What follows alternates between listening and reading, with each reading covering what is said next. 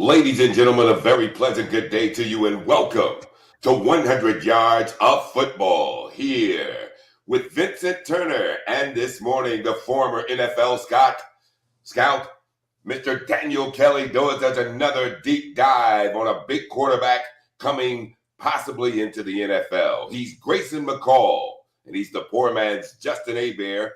That's also ascribed by Mr. Daniel Kelly. Grayson McCall from Carolina, coastal Carolina to be exact, the 6'3", 200-pounder today gets explored by Daniel Kelly and Vincent Turner right here on 100 Yards of Football. Stick and stay. If you like the video today, please come in and share it. The guy we're going to highlight is the beautiful Mr. Mark Bass said, Grayson McCall, quarterback out of Coastal Carolina. I'm your host, Vincent Turner. One more time, if you like the video, as we're going to break this young man down, please come in and share. We'll surely appreciate it here on 100 Yards Football. The gentleman that joins me every week, I consider him the best scout out there. I'm not talking about ESPN. I'm not talking about NFL Network. I'm talking about right here on 100 Yards Football, coming to us live out of Key West, Florida. My man, Daniel Kelly, studied under two of the greatest coaches in the game, Bill Belichick and Bill Parcells. So, if you like the video on Grayson McCall, quarterback out of Coastal Carolina, please enjoy what we have to say. How you doing this morning, Mr. Daniel Kelly? Hey, I'm doing really well, Mr. Turner. Thank you for asking. How are you? Hey, I'm great, man. Football is right around the corner. I don't know how many days. I know the Hall of Fame game is coming up next month. I think the first week in August. So I'm ready to go, man. It's a special time of year when the season kicks off on the high school level, on the college level, and on the pro level. So as the great John Ward used to say, in the state of Tennessee where I'm from, it's football time in the state of the United States. Tell us about Grayson McCall this morning, sir. Absolutely, Mr. Turner, and you're absolutely correct. There is a buzz in the air right now with football around the corner, and you can see it all over social media as teams are going to start reporting the camp here real soon, and we're going to be putting the ball on the proverbial tee, as they say. Today we're going to be looking at Grayson McCall, as you mentioned, the quarterback you see there on your screen, Coastal Carolina. He has nice size at 6'3", 210 pounds. Statistically, last year in 2021, he was 176 out of 241 for a 73% completion rate, 2,873 yards for 11.9 yard average. You want to highlight that average to our listeners because what does that mean? That means this young man can drive the ball down the field is what that average illustrates. He had 27 touchdowns and just 3 interceptions, which is also a real nice ratio when it comes to touchdown interception. Of course, I'm probably one of the only, if not the only draft analyst in America that holds himself accountable to the game film. I don't sing with the choir and I don't get along to go along and have the same opinion as everybody else. I actually look at the game film. 2021, I looked at McCall against Kansas, Northern Illinois, and also Appalachian State. Before I get started, I want to talk a little bit about the importance of the level of competition in scouting in the process, because when you look at a Coastal Carolina and you look at who they played and you look at those stats, this is real important for aspiring scouts out there. You have to weigh that in. You have to take that consideration. Now, McCall had nice stats, but you have to look at the schedule and look at who he played against. McCall's not playing the Alabama and Georgias of the world. Now, at first glance, as you guys mentioned with me coming into the show, he does remind me, the first thought I had, I don't control the thoughts, they just come into my mind. He does remind me of a poor man's Justin Herbert, is what went through my mind, as I mentioned, when I watched him. All the talk, around Grayson McCall circles around the fact that he put up the best passing efficiency number in college football since 1956. His passing efficiency number came out at 207.65. Let's unpack that for a moment and put that in perspective. CJ Stroud, who's my QB1 on my big board right now for the 2023 NFL draft, had a passing efficiency number rather of 186.56. What does that mean in terms of like context of looking back at past quarterbacks? Throughout the years, Mac Jones was 203.1, Joe Burrow 202, Tua Tagovailoa 199.4, Kyler Murray 199.2, Baker Mayfield 198.9, Zach Wilson 196.4, RG3 189.5, Jameson Winston 184.8, and Cam Newton 182. Why do I mention all those names? Those are all past in previous first-round draft picks, and Grayson McCall there on your screen again had a higher passer efficiency than all of them last season. Very, very impressive, and something that really stands out. And that's what really has Grayson McCall on the map and in a lot of first-round discussions right now on NFL mockdraftdatabase.com. Does this mean, do I think, as a former NFL scout, do I think that we should be looking at Grayson McCall in the first round? No. Why not? Well, let's first unpack the positives. There's a lot of positive to talk about with McCall, This is a tough quarterback, There it is. You're looking at him. He's mobile. He can slide around. He can maneuver well in the pocket. He's scrappy. He can take off and run. He's not afraid to do that whatsoever. He's an option type quarterback. In fact, a television commentator mentioned he's been running a version of the option offense since he was in middle school. He has what I would say and label as phenomenal ball handling skills in the pocket. He actually, when he runs a play action, it actually looks convincing. It's not just like a lot of these quarterbacks, like a robotic play, just going through the motions. He's somebody that has an above average arm for the NFL. That's something that stood out as well. What really stood out was he has very good ball placement in the short to intermediate levels. Now, ball placement is different than accuracy, Ball placement is something that is much more important. Now, accuracy, a lot of times when it comes to completion percentage, when you look at these stats, sometimes you can have wide receivers out there making acrobatic catches, jumping, diving, whatever they're doing. Now, ball placement means that McCall places a ball right on the hands where it needs to be, and he gives his receivers optimal opportunity to yakety yak yards after the catch. Very, very important. That's one of his strongest attributes to go along with his ball handling. This young man is poised.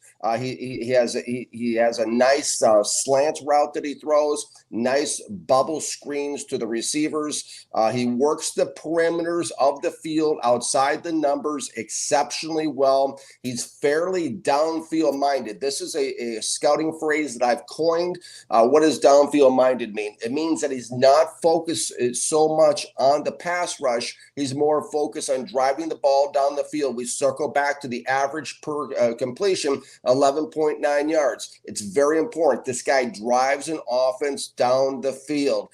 He's somebody who's capable, but a little inconsistent with a quick release. And for the most part, Grayson McCall avoids dangerous passes, which is very important too. You do not want to put the ball on defenders' fingertips or linebackers or defensive linemen tipping the ball at the line of scrimmage. And he tends to avoid that, which is very positive. Now looking at the negatives, unpacking the minuses here and my scouting notes. somewhat robotic mechanics. Okay, he looks pretty well schooled, a little too robotic for my taste. Needs to be more consistent, as I just touched on with the quick release. He's capable but inconsistent. Sometimes he holds the ball too long, moves around in the pocket. He takes sacks. In other words, he takes losses for the offense, which a lot of these college quarterbacks do. I would love to see them throw the ball away and live to see another down, but a lot of these guys just take the sacks, himself included. A big concern with Grayson McCall is something that I want our listeners to really highlight and pay attention to as they watch him in this season. And this is the first quarterback I've seen this issue with in the last couple of years, is communication concerns. Okay. 4 different times in 3 different games, they were broken plays. He turned around, they hand the ball off to the running back. The running back wasn't there. He was on the other side. He threw the ball. The receiver broke to the right. He threw the ball to the left, type of thing. That is a concern that I'm going to be paying very close attention to, is the communication concerns that he illustrated and put on game film in those 3 games. 1 fumbled snap, a fumble in the pocket, and pressure to his face really bothers him. And this is something that the TV commentators picked up too, is pressure through the B gaps, pressure to the inside seems to rattle him a little bit more. And that seems to be a way that defenses were able to attack him. That's something I have highlighted in my notes. And the big one is his accuracy. I mean, we talk about passing efficiency, right? And we brag about how efficient he is and how accurate he is. Well, his passing efficiency absolutely went downhill in the red zone. And that's probably my biggest concern about Grayson McCall, is from about the 20 in, the closer he got to the end zone, he didn't hit anything that I saw, really, maybe like 1 touchdown.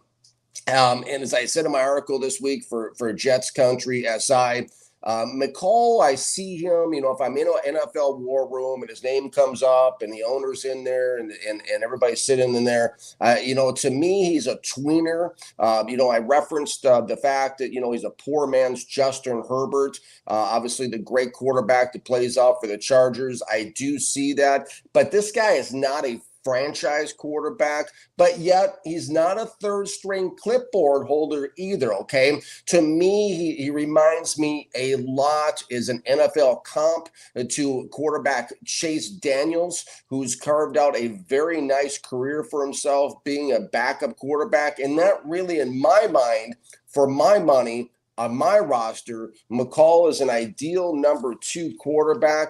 He's just got to show. He's got to show a deep game that's consistent to me, which I didn't really see in their offense.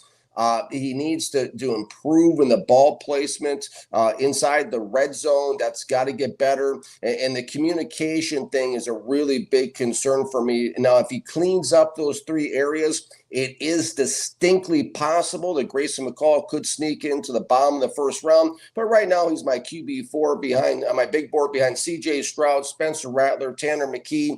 And I'm putting a 2nd round grade on McCall right now. And again, the level of competition, as I pointed out earlier, plays a role as well. I think that, he's just somebody that's a quarterback to keep an eye on. But you don't want to overvalue him by not taking that level of competition into consideration. Your thoughts, Mr. Turner, on Grayson McCall, quarterback, Coastal Carolina? Make a long story short, I like Grayson McCall. Looking at all the players coming in the 2020 NFL draft, 2021, 2022, I love the young man's story. I love the intangibles. Here's a guy, Indian Trail, North Carolina, the 704 in the house. The guy was a 2-star quarterback, but he put over 3,800 yards passing and over 3,000 yards rushing. So he was a dual threat guy. Then he wasn't even ranked in the top 3,000 players. But some way, somehow, Coastal Carolina saw something in him. And when he got to school, he was like 3rd on the depth chart. But 2020 turned around for him. See, it's something my father, Chester Turner, always say. Don't never judge the book by its cover.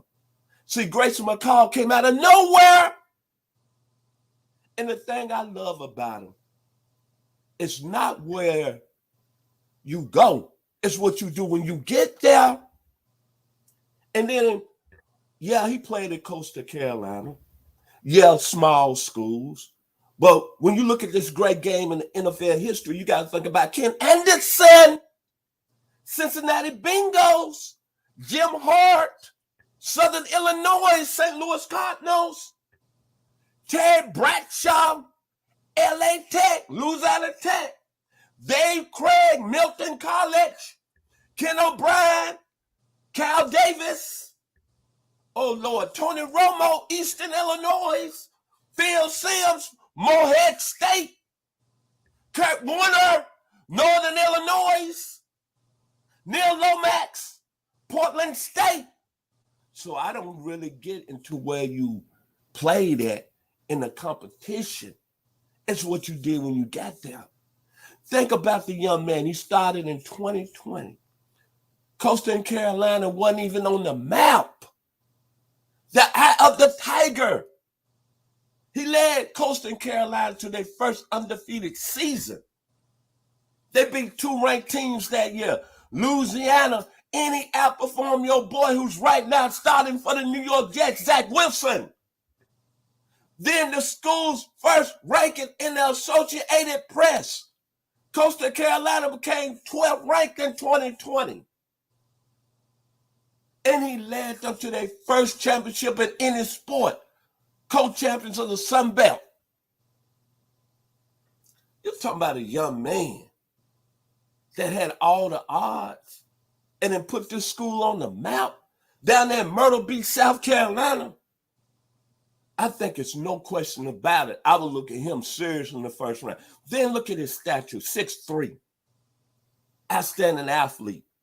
Very accurate with the football from what I see. I'm not trying to do your job this morning, Daniel, but I'm just what Vincent Turner saying this morning. But this is what I love about him. He threw 28 touchdowns in 2020. Then he come back with 27. He started 2 seasons at Coastal Carolina, over 5,300 yards, 71 completion percentage. He's special, man. And one thing that I love about Grayson McCall, he's a guy that can handle any situation. He can deal with adversity. Like Heath Barkley on the Big Valley, Festus on Gunsmoke, Lil Joe Cartwright on Bonanza, Doc Holliday. This kid is a football player. Indian Trail, North Carolina, right outside Charlotte. And he seized this opportunity. He wouldn't care if he was playing at Longview Elementary in Douglasville, Georgia. He was going to make it happen. And when I look at him, the guy was a 2-star coming out of high school. Chattanooga wanted him, Appalachian State, but no Power 5 schools wanted him. But what I love about him, he was making the decision to go into the NFL draft last year. But also, too, there were some Power 5 schools out there lurking. Mr. McCall, we'd like you to come play at our school. He said, no. I'm going to stay committed to the school I'm at, Coastal Carolina.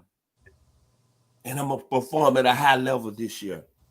That's what I love about him more, loyalty. One more time, think about it. The young man came out of nowhere. He was a 2-star recruit. He got to Coastal Carolina as a 3rd stringer. Then in 2020, he took the school to their first ever undefeated season. Took them to a ranking of number 12 in the country. And he beat BYU that year with a quarterback that got drafted high in Zach Wilson that started with the New York Jets on Broadway neon lights. I'm sorry. Just not on his skill set.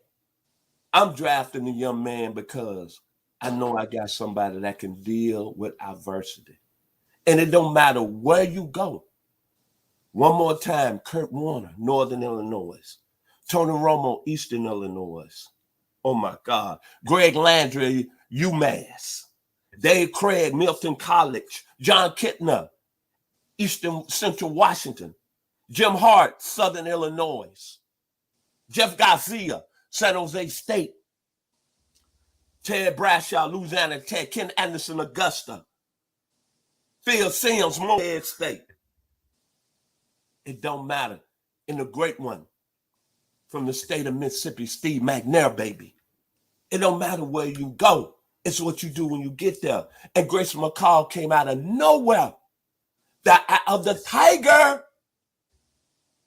Doc Holliday. That young man can play, man. Final words today about Mr. Grayson McCall, 704, Indian Trail, North Carolina, here on 100 Yards of Football.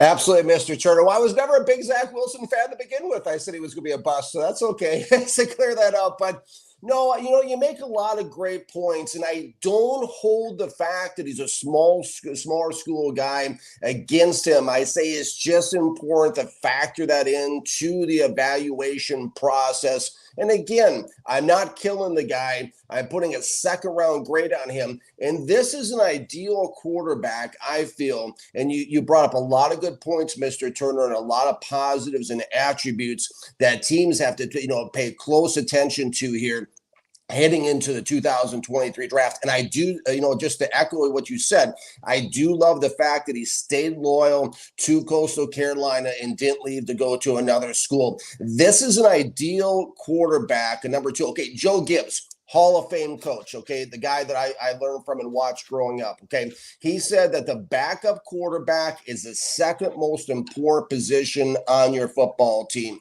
because obviously you're one snap away from McCall being in the game, potentially. This is a guy that's a excellent type of quarterback to go into a team with an established starter, okay? Who am I talking about? The Dallas Cowboys, your team, Mr. Turner, drafting this guy in the second round. A team like the Los Angeles Rams with Matthew Stafford, bringing a guy in like this to put him behind Stafford and learn for a year or two. Maybe a team like the Buffalo Bills with a Josh Allen, you bring in Grayson McCall in the second round. Because the things I do love most about him is he's very well versed in the ball handling, and again in terms of the ball placement. I can't talk about that enough. The importance of ball placement. Putting the ball where the optimum place where the receiver can catch it and stride, run through it, much like Mac Jones used to do at the University of Alabama. Very, very important. This is a guy that can actually come into the game for you in an NFL game, and he can actually hold his own, and he can lead a team for more of an extended period of time. That's why I love the comp to Chase Daniel. This is somebody who's an ideal number two who can grow behind a superstar quarterback in the National Football League. I like him. I'm excited to see what he's going to do in the upcoming season. And if he can maintain that really high, the highest since 1956, passing efficiency number. If you like the video today, please come in and share it. I'd like to give special thanks to our producer who's making it happen today, Mr. Logan Landers. To the gentleman that brought the video up, great introduction, Mr. Marky B. Bass. Absolutely. Look, my final words about Grayson McCall is just like my father, Chester Turner, says down in Memphis, Tennessee. Don't judge a book by its cover. The young man was a two-star recruit out of Indian Trail, North Carolina, and he took a program, Coastal Carolina, not the University of Georgia, not Alabama, not Tennessee, not the mighty USC Trojans out there in California, YA. He took this school to a number 12 ranking. So, Grayson McCall, as the great lead singer, formerly of Queen, the great Freddie Mercury, we will rock you. You got mud on your face, kicking your can all over the place. We will rock you. Grayson McCall, he rocking down there at Coastal Carolina. Thank you and be blessed this morning here on 100 Yards of Football. Let's have more of that song, Mr. Turner. I'm